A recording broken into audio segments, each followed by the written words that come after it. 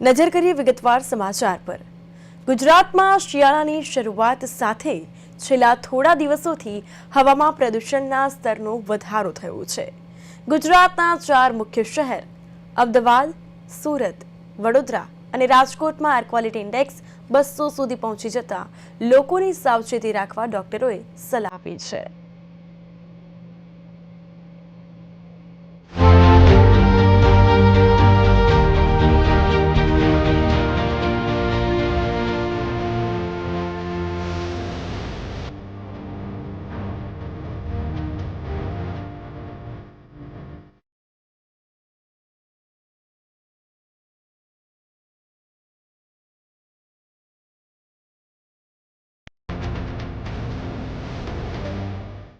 ગુજરાતમાં વધ્યું હવાનું પ્રદૂષણ।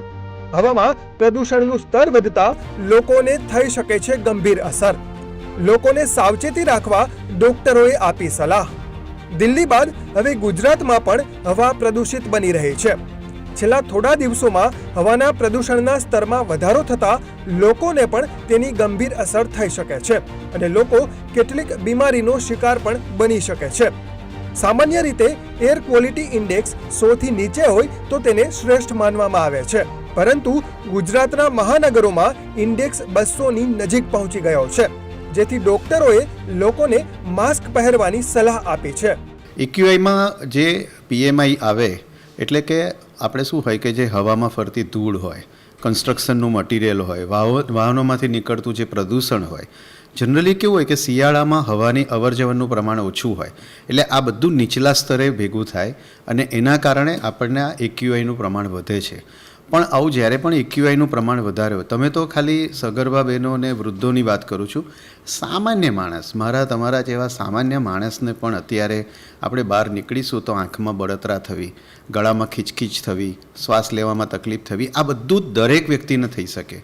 હવે જે રહી સવાલ વાત કે જે લોકો નાના બાળકો છે, સગર્ભા બહેનો છે, વડીલો છે, જે લોકોને દમની બીમારી છે, જે લોકોને હૃદયની બીમારી છે, તે લોકોએ અચૂક સવારે ને રાત્રે બહાર નીકળવાનું ટાળવું જોઈએ, ઘરના દરવાજા બંધ રાખવા જોઈએ, શક્ય હોય તો ઘરમાં એર પ્યુરિફાયર વાપરવું જોઈએ, બહાર નીકળવાનું જરૂરી જણાય તો તમે N95 કે માસ્ક પહેરવાનું રાખો। ગુજરાતના 4 મુખ્ય શહેરોમાં 21 નવેમ્બરે નોંધાયેલા એર ક્વોલિટી ઇન્ડેક્સની વાત કરીએ તો અમદાવાદમાં એર ક્વોલિટી ઇન્ડેક્સ 234 નોંધાયો હતો, જ્યારે રાજકોટમાં આ ઇન્ડેક્સ 225 નોંધાયો હતો। વડોદરામાં એર ક્વોલિટી ઇન્ડેક્સ 212 નોંધાયો હતો, જ્યારે સુરતમાં આ ઇન્ડેક્સ 196 નોંધાયો હતો। આપણે જોઈએ છીએ કે શહેરમાં એટલા બધા વાહનો સાથે સાથે કોન્ક્રીટના જંગલો એટલા બધા થઈ રહ્યા છે કે જે એટલા બધા કન્સ્ટ્રક્શન કામ થઈ રહ્યા છે, જેના કારણે ધૂળ, ધુમાડા અને ડસ્ટના પ્રમાણ વધી રહ્યું છે શહેરમાં।